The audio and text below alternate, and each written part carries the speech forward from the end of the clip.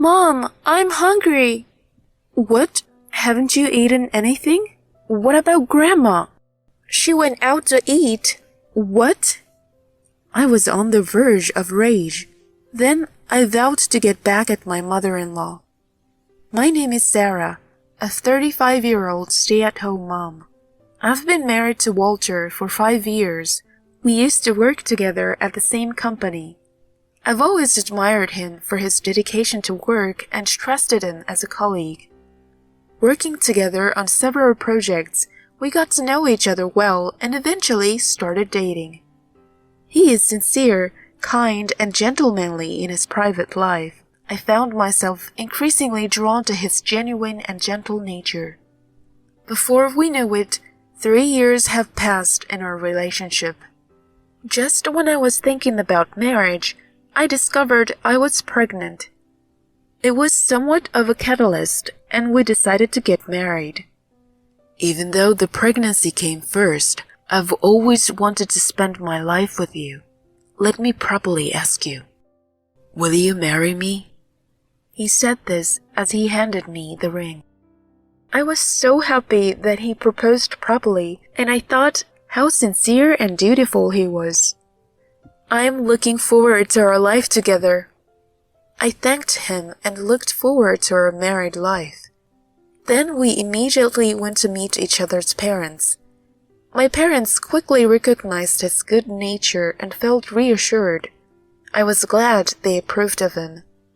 Next, we visited Walter's parents, but that's where I faced a problem. Walter's mother, Tiffany, didn't take to me. Nice to meet you. I'm Sarah. I greeted her cheerfully and politely.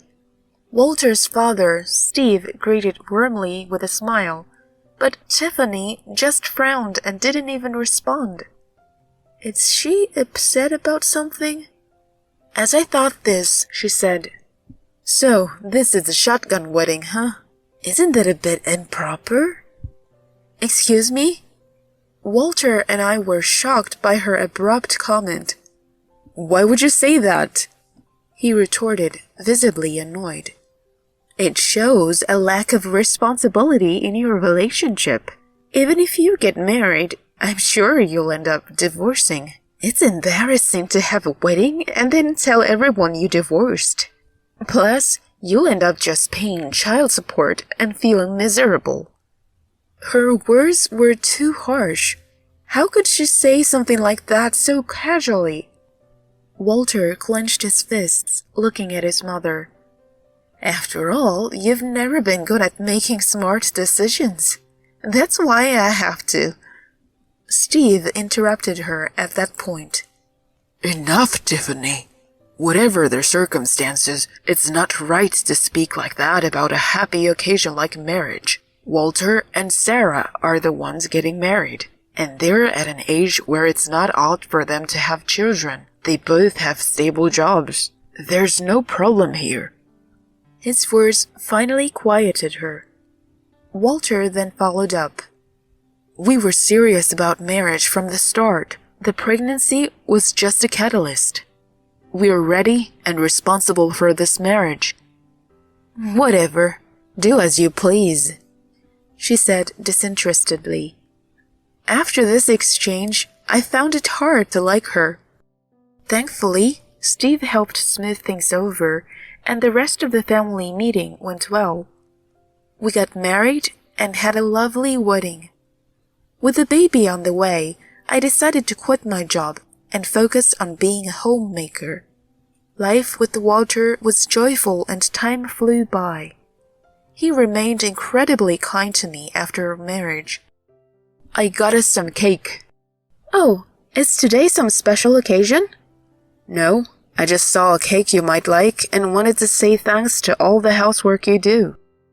I loved that he always expressed his gratitude. Walter also always complimented my cooking, and on weekends he'd cooked for me. Tonight's dinner is beef stew. Let's enjoy a non-alcoholic sparkling wine to set the mood. Oh, that sounds great. This looks delicious.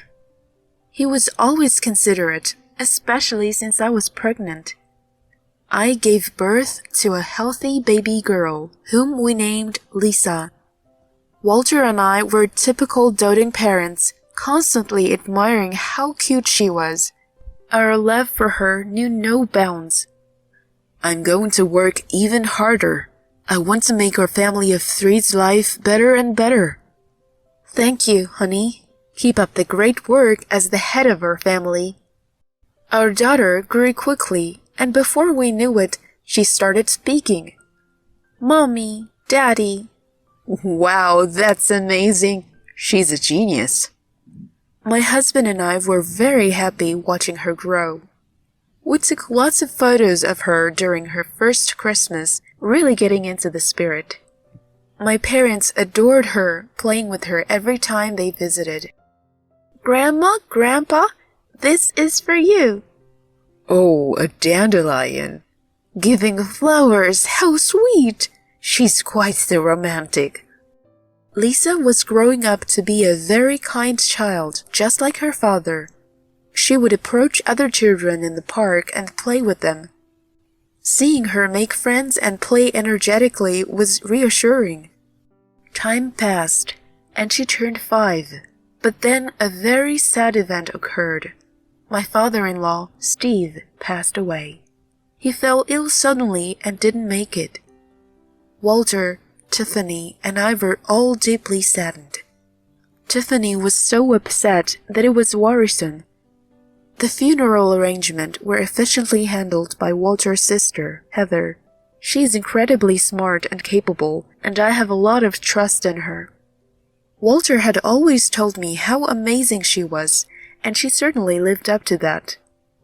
After Steve's death, we had to start looking after Tiffany. Walter would regularly visit her to check in.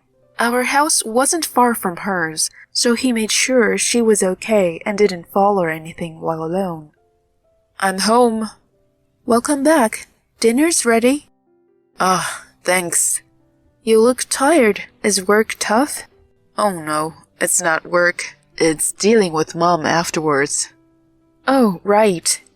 She keeps complaining about the neighbors bragging about their hobbies, thinking it's a dig at her for losing her husband, and stuff like that. She's got a lot of these paranoid complaints. That sounds tough. After work, he would visit his mom, and he looked really exhausted. He was not only listening to her complaints, but also running errands for her, buying things that were only available at department stores. It was a lot of effort, and she would even complain about him being late. Maybe you shouldn't push yourself so hard. If I don't, she'll keep sending messages and calling. That's troublesome. Walter had a senior position at work, so he was often busy with work-related calls. If Tiffany kept calling or messaging, it could bury important work communications. I couldn't help much since I was taking care of Lisa, but seeing Walter so tired, I felt we had to do something. Amidst of all this, something happened. Tiffany injured her foot at home. She twisted it on the stairs and had to call an ambulance herself. When Walter rushed to the hospital, she was furious. You were so late. I had to call an ambulance myself. What if I had passed out or remained fallen? I might need care for my injured foot. The doctor said she wasn't hurt at all, no need for rehab, let alone care. Still, she made such a fuss and even demanded to move in with us. She wants to live together with us? Of course, I said no, but she keeps messaging me about it, really driving me nuts. He was clearly stressed. As his wife, I thought about how to reduce his burden. Don't go to her place after work anymore. Let's go together on weekends. As for living together, let's firmly say no. Are you sure? You don't like her much. That's true for you too. Let's also invite Heather and her child. Tiffany might enjoy that. Yeah, that's a good idea. He seemed relieved. After explaining the situation to Heather, she agreed to regularly join us on weekends. So, Walter and I, Heather, and her son started visiting Tiffany together. She seemed happy with the lively atmosphere, being alone otherwise. It's always so much fun when everyone comes over. I wish we could all live together. I was glad she was in a good mood, but something still bothered me. It was her remarks to my husband. You've always been poor at academics. Heather went to a prestigious university and landed a job at a major company, but you... She often belittled him like this. She adored Heather for her success and doted on her son. Oh, you're so clever, just like your mother. Listen to your mother. That way, you won't go wrong. I honestly thought her discriminatory attitude was not okay. My husband's fatigue was likely due to her overtly negative behavior and being constantly compared to his sister every time they met. I felt sorry and grateful for him enduring this while working hard and not burdening our family. My husband is truly a kind and sincere person. Months after we started visiting Tiffany regularly, she made this suggestion. As a thank you for always coming over, why don't the adults go out for dinner tonight? I'll take care of the kids. What? We were all surprised by her suggestion, but it was a welcome one. I have wanted to have a leisurely meal with Heather, and it had been a while since my husband and I dined out. So we took her up on the offer. We enjoyed our meal, chatting and having a good time. Around 9 p.m., we decided to head back. But when we arrived at Tiffany's house, something was off. She and Heather's son were nowhere to be seen. Only our daughter, Lisa, was in the living room watching TV while sitting on the sofa. Where's Grandma? Why are you alone? Mom, I'm hungry. What? Haven't you eaten anything? What about Grandma? She went out to eat. What? I was on the verge of exploding with anger. Both my husband and Heather were speechless. What is she doing? Then Tiffany returned nonchalantly with Heather's son. Oh, you're back already. Mom, what are you thinking? Leaving Lisa and going out? Well, I wanted to dine with my grandson. Oh, wait a minute, Mom. You took my son and left Lisa behind? Don't be so upset. Lisa is 5. She can stay alone. It's not okay to leave her alone at night. And why didn't you take her to dinner? It's a waste of money to feed her. I only wanted to spend money on the capable ones. I was furious, as was my husband, and even Heather was taken aback. She had always been aware of her mother's favoritism towards her and felt it was wrong. That's why she was always concerned about Walter, and they had a good sibling relationship. This incident left all of us furious with Tiffany, and we vowed to get back at her. After the ordeal, my husband and I prepared for the next move. Once everything was ready, we made a proposal to Tiffany. Mom, how about we live together, like you've always wanted? Oh, are you sure about that? Yeah. Actually, we're thinking of moving to a bigger place near Heather's family. You'd like that, right? Wonderful. I'll be closer to Heather's family. She was delighted, falling for a plan. We moved to a new rental with plenty of private space. Lisa was thrilled to have her own room, and I resolved to always protect her, especially with Tiffany around. As a stay-at-home mom, I could always be with her. Once we started living together, Tiffany immediately began ordering me around. Sarah, make me some coffee. What? Why should I? What do you mean? It's a daughter-in-law's duty to make coffee for her mother-in-law. Is that so? Well, I don't want to. Excuse me? She was furious at my response. You think you can talk to me like that? Yes. Infuriating. Fine, I'll make it myself. What are you doing? Don't use the coffee beans without asking. Why not? If you want to use our food or beverages, please contribute to the grocery expenses. What? You're going to charge me? Of course, don't expect to live here for free. Don't be ridiculous. I've never heard of a daughter-in-law making her mother-in-law for grocery money. Whether you've heard of it or not doesn't matter. That's our house rule. I'll get rid of such a rule. I'll tell my son about this. Go right ahead. She storms off to her room, eyes wide with anger. I made myself a coffee and relaxed. At lunch, I prepared food just for myself. Tiffany, too stubborn to come out of her room, probably planned to eat when I was out picking up my daughter. But I had already planned for that. In the afternoon, I went to pick up Lisa from kindergarten, and then we leisurely shopped at the supermarket. When we returned home, Tiffany was waiting furiously. What is this? What's wrong, Tiffany? Getting so angry will raise your blood pressure. Why is there a lock on the fridge? I can't even get a drink.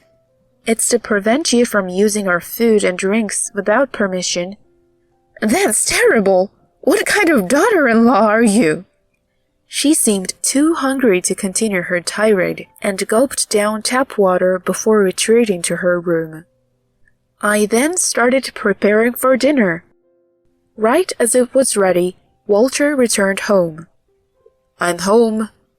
As soon as he arrived, Tiffany rushed to him. Walter, listen. Sarah is bullying me. This is outright daughter-in-law abuse. I haven't been fed anything today. Oh, really? Despite her desperate pleas, he responded coldly. Tell that woman something! Shouting, she looked at him. Walter glanced at me and asked, What's for dinner tonight? I replied, Chicken. Great, that sounds delicious. I've also chilled some beer. Awesome. He sat down at the table. Walter, tell this woman off. What should I say? Thanks for cooking? No, I haven't been fed all day. As she sat down, I did not place any food in front of her. Where's my dinner? Why would there be any for you? Feeding you is a waste of grocery money. What? Yeah, spending food money on Mom is a waste. Walter agreed with me and started eating his chicken. Tiffany realized her own words were coming back to haunt her and was speechless. You both are terrible. I'm going to Heather's. She stormed out. I immediately contacted Heather and informed her Tiffany was heading her way. Walter then packed up her belongings and put them outside. He locked the door to prevent her from returning. 30 minutes later, Tiffany rang the doorbell. Yes, who is it? Playing dumb, he answered. Hey, open up! Why, weren't you going to Heather's? I was, but she cut ties with me, saying I couldn't stay there. So you came back here, but we're also cutting ties with you. What? I put all your stuff outside. Take it and leave. Wait, what do you mean? Sarah and I can't forgive you, leaving Lisa alone and not feeding her. I'll resent that for life. And always comparing me to Heather and belittling me, I can't stand it. I no longer consider you family. Just leave. But... Walter cut off the intercom. Tiffany, apparently having a breakdown outside, was taken away by the police. None of us, not Walter, Heather, or I, went to pick her up. Eventually, she realized her mistake and sent a long apology emails to Walter and me. But we were done forgiving. She managed to find a place in a rundown apartment and now works part-time, leading a meager life. She claims to have reflected on her actions but we know she'd revert to her old ways if given the chance. We've decided never to forgive her. She should stay alone for life. Meanwhile, we as a family are happily living together, including Heather and her family in outings and barbecues. I plan to continue cherishing my husband and daughter, living happily ever after.